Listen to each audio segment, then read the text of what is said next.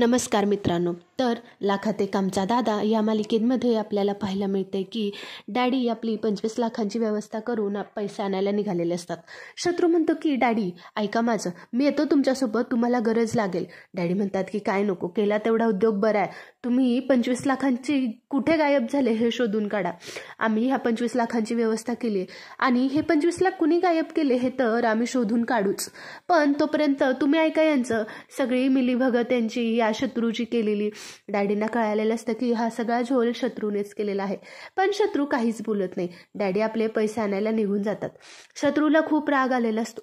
शत्रू म्हणतो की ह्या घरच्यांना माझी किंमतच नाही, पण ज्या दिवशी मला सिद्धार्थ सापडेल ना त्या दिवशी या सगळ्यांना माझी किंमत कळेल.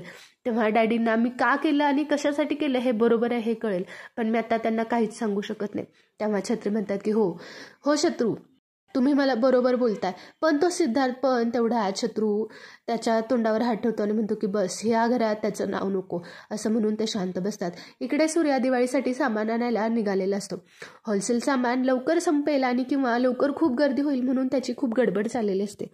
सगळ्या बहिणी त्याला खा नाश्ता कर असं म्हणून मागे लागलेले असतात. तुळजा सुद्धा म्हणते की सूर्य जायच्या आधी खाऊन घे, पण तो काहीच ऐकत नाही. तो म्हणतो की नाही, मला लवकर जावं लागेल, जर उशीर झाला ना तर सगळं सामान संपायचं नाहीये, पण खूप तिथे गर्दी होईल आणि मला लवकर गेलं पाहिजे, दरवेळेसारखं मला उशीर करून जमणार नाही, मला सगळ्यात आधी जाऊन सामान आणावं लागेल, असं म्हणून तो तिथून निघून जातो. तेव्हा दारात आल्यानंतर भागीला खूप भीती वाटते. ती येते आणि दादा म्हणते की दादा नको ना जाऊस, मला खूप भीती वाटते रे, असं वाटते काहीतरी अशुभ घडेल. सगळ्या बहिणी तिथे येतात. तेव्हा ती म्हणते की तुळजा वहिनी तू तरी सांग ना ग दादाला नको जाऊस, मला खरंच आज खूप भीती वाटते.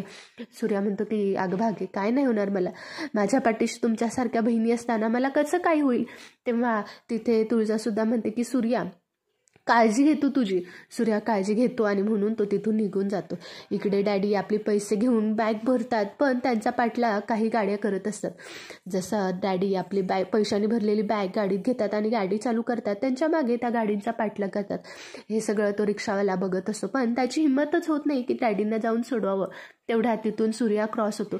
सूर्या बघतो की डॅडींवर कोणीतरी हमला करतंय म्हणून तो त्यांना वाचवायला जातो. डॅडी खूप त्यांना सोडवण्याचा प्रयत्न करत असतात, पण ते गुंड त्याच पैशाच्या हातातली बॅग हिसकावण्याच्या मागे लागलेले असतात. डॅडी म्हणतात की अहो तुम्ही पैशासाठी कोणाच्या मागे लागताय हे तुम्हाला कळतंय का. ते गुंड काहीच ऐकायच्या मनस्थितीत नसतात, सगळी ते बॅग ओढून घेतात. तेवढ्यात सूर्या तिथे पळत येतो. ते डॅडींवर हात उचलणारच असतात की इतक्यात सूर्या त्यांचा हात घेतो आणि मागे फेकून देतो. सगळ्यांशी खूप फायटिंग करतो, पण तेवढ्यात डॅडीना खूप जोरात गाडीवर पडतात आणि त्यांच्या कपाळाला लागतं. ते तिथेच बेशुद्ध होऊन पडतात. सूर्या सगळ्यांना ताणून मारतो आणि इकडे मागे येऊन बघतो तर डॅडींना लागलेलं असतं. त्यांच्याबरोबर जो ड्रायव्हर आलेला असतो त्याला सुद्धा लागलेलं असतं. ते दोघांना म्हणतो की अहो तुम्ही बरोबर आहेत ना, ड्रायव्हरला एवढं काही लागलेलं नसतं, तो शुद्धीवर असतो. तो म्हणते की नाही. तेव्हा सूर्या म्हणतो की नाही, आता डॅडीनं आपल्याला घरी घेऊन जावं लागेल. असं म्हटल्यानंतर त्या आपल्याला त्या डॅडींना गाडीत घालून घरी घेऊन जातात. इकडे पप्पीचे बाबा आपले तिथे चहा पीत बसलेले असतात. तुझा त्यांना चहा करून देते. ते त्याच्या चहाचं कौतुक करतात की तुझ्यासारखा चहा मी आजपर्यंत पिला नाही. पप्पीला खूप राग येतो, म्हणते काय म्हणालात. तेव्हा तिचे बाबा नाही ग, तू तर छानच बनवतेस चहा, असं म्हणून ते त्यांची कौतुक करत असतात. घरात सगळीकडे खूप आनंदाचं वातावरण असतं. एवढ्यात तो रिक्षावाल्याने जे सगळं बघितलेलं असतं तो घरी येतो आणि सांगतो की अगं भागे. तेव्हा तिथं लगेच आपली CM मिनिस्टर येते आणि म्हणते की काय झालं, तू भाव वाढवायला आलास ना. सगळेजण हसतात. तेव्हा तो म्हणतो की नाही, तो म्हणतो की सूर्यदादानी डॅडींचा जीव वाचवला, असं म्हणून तो सगळं घडलेलं सांगतो. बहिणींना खूप भीती वाटते की आपल्या दादाला तर काही झालं नसेल ना.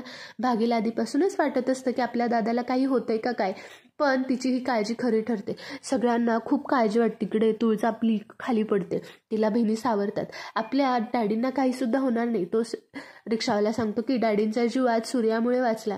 ते सगळे ठीक आहे म्हणून सूर्याची घरी येण्याची वाट बघत असतात.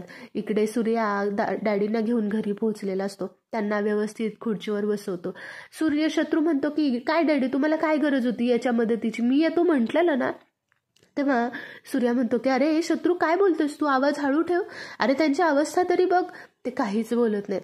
तेव्हा शत्रू तो म्हणतो की तुम्हाला सांगायची गरज नाही. सूर्या म्हणतो की बरं ठीक आहे, मी इथून जातो, काही मदतीची गरज लागली तर मला सांगा. तेव्हा शत्रू म्हणतो की काही मदतीची गरज नाही आणि इथे परत यायची काही गरज सुद्धा नाहीये. तो तिथे शांत बसतो. त्याच्या दोन्ही आई आपल्या त्या सूर्याची चांगली आभार मानतात की तू बरं झालं वाचवलंस त्यांना. डॅडी शांत बसलेले असतात, ते कोणाशी काहीच बोलत नाहीत. सूर्या तिथे काळजी घ्या असं म्हणून तिथून जायला लागतो. शत्रूला सूर्याचा खूप राग आलेला असतो की तो आपल्या घरात आलाच का. तो डॅडींनाच सुनवायला लागतो की डॅडी तुम्हाला काय गरज होती, मी येतो म्हटलेलं ना. असं म्हटल्यानंतर तो सारखाच असं बोलायला लागल्यानंतर डॅडी आपला वेगळाच ड्रामा चालू करतात. ते स्वतःलाच हाणून मारून घेतात की का मला त्या सूर्याची गरज लागली, का देवी आई तू मला वाचवलंस, देवी आई तू होतीस म्हणून त्यानं वाचवलं, त्याचा उपकार मी कसं फेडू, असं म्हणून ते देवी आईच्या पुढे हात जोडतात. ते म्हणतात की सूर्याने मला आज वाचवलं, मी त्याचे उपकार कसं फेडू. नक्की हे त्यांचं नाटक आहे का हे सगळं त्यांना मनापासून वाटतं, आता हे पुढच्या भागातच कळेल. पण आत्ता तरी असं वाटतंय की त्यांना वाईट वाटत आहे. त्यांच्या बायका म्हणतात की अहो तुम्हाला वाईट वाटतंय, तुम्हाला पश्चाताप झाला ना, हेच खूप आहे. आणि तो सूर्या एवढा बी वाईट नाही असं म्हटल्यानंतर ते आपल्या सूर्या किती चांगला आहे त्यांना सांगायचा प्रयत्न करतात. डॅडी लक्ष देऊन सगळं ऐकत असतात. सूर्या घरी पोचतो. सगळ्या बहिणी लगेच त्याला जाऊन मिठी मारतात. दादा तू ठीक आहेस ना सगळे विचारत असतात. सूर्या म्हणतो की अरे मला काय नाही झालं, मी ठीक आहे. तुळजा म्हणते की आणि डॅडी कसे आहेत. तेव्हा सूर्या म्हणतो की डॅडी खूप चांगले आहेत, आता त्यांना काहीच झालेलं नाहीये, फक्त त्यांना आरामाची गरज आहे. तुळजा म्हणते की हो का, घरचे कसे आहेत सगळे. तो म्हणतो की हो सगळे ठीक आहे, डॅडी सुद्धा ठीक आहेत, थोडा आराम केला की बरे होतील. असं म्हटल्यानंतर सगळ्या बहिणी आपल्या कामाला लागतात. तुळजा सूर्याजवळ जाते आणि म्हणते की सूर्या एवढं डॅडीने तुझ्यासोबत वागून सुद्धा तू त्यांच्याशी एवढं चांगलं कसं काय वागू शकतो. सूर्या म्हणतो की अगं तो माणूस वाईट नाही, त्याला काही वाईट वाटलं असेल, त्याला मी केलेल्या गोष्टींचा राग आहे, पण प्रेम तर कधी जात नाही ना गं. आणि त्यांनी माझ्यासाठी इतकं काय काय केलं ना, त्यांच्यासाठी मी जीव दिला तरी कमीच आहे, असं म्हणून तो तुळजाला सांगत असतो. तुळजा म्हणते की मला बोलायचं आहे असं म्हणून ती आपल्या आईला फोन करते. तेव्हा आई तिथेच असते. फोन वाजल्यानंतर डॅडी म्हणतात की सूर्याचा फोन आहे ना, उचला स्पीकरवर टाका, असं म्हणून त्या उचलतात आणि स्पीकरवर टाकतात. तुळजा म्हणते की हॅलो मी तुळजा बोलते. ते म्हणतात की हा बोल बाळा. तुळजा म्हणते की आई कसे आहेत डॅडी, सगळे ठीक आहेत ना. तेव्हा म्हणतात की हो ठीक आहे. तुळजा म्हणते की मला डॅडीशी बोलायचं आहे. त्या म्हणतात की हा बोल ना गं, फोन स्पीकरवरच आहे, डॅडी ऐकत आहेत. तुळजाला हे आधी खरं वाटत नाही. ती म्हणते खरं आई, डॅडी ऐकतात आहे का माझं, का तू माझं मन ठेवण्यासाठी बोलते. म्हणते नाही खरंच आहे, तू बोल. ते म्हटल्यानंतर ती आपली सांगायला लागते की डॅडी काळजी घ्या, तुम्ही ज्या सूर्याला नाही करत होता, ज्याचा तुम्ही अपमान केला, ज्यांनी तुम्ही शब्दांचा मार दिला, तो माणूस आज तुमच्यासाठी धावून आला. आता तरी तुम्ही माझं ऐका, माणसांची किंमत करा. असं आता तरी सूर्याला कमीत कमी शब्दांचा मार देऊ नका, आणि जमलंच तर प्लीज माणसं जोडा. हे आपलं तुळजा त्यांना ज्ञान द्यायला चालू करते. डॅडी हे सगळं कान देऊन ऐकत असतात. सूर्याला अभिमान वाटत असतो की तुळजा किती समजूतदार आहे आणि किती समजून घेते. ते आपलं फोनवरचं बोलणं बोलते आणि फोन ठेवते. इकडे डॅडी आपला विचार करत बसलेले असतात. सूर्या तुळजाकडे एकटक बघत बसलेला असतो की आपली तुळजा किती समजूतदार आहे असं म्हणून तो त्यांच्याकडे बघत बसलेला असतो. आणि इथेच लाखात एक आमचा दादाचा भाग संपतो. तुम्हाला या चॅनलवरचे अपडेट्स आवडत असतील तर आपल्या चॅनलला लाईक करायला, शेअर करायला आणि सबस्क्राईब करायला विसरू नका. थँक्यू.